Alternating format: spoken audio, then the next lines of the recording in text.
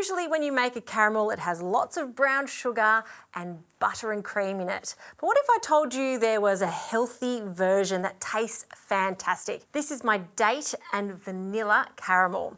So we're going to blend all this up. We're going to add some dates. Now these are pitted and I've soaked them in some warm water for about 15 to 20 minutes.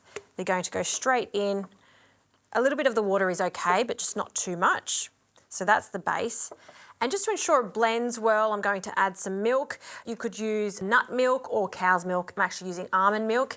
And then for the vanilla. Now you want to use a really good quality vanilla. This one has been hand-picked and it's gone through a cold extraction process, which means you're going to get intense vanilla flavour. So I'm going to roughly measure about a teaspoon. Okay, lid goes on. And I'm going to blend this until it's smooth. Now keep an eye on it. If it's too thick, we can just add a little bit more of that almond milk.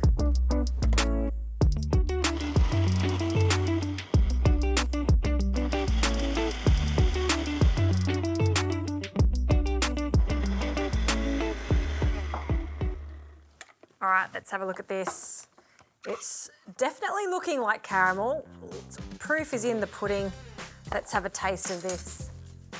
Look at that lush consistency.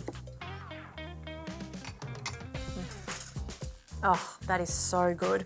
The dates really taste like caramel, and then you've got that hint of vanilla there. It's fantastic.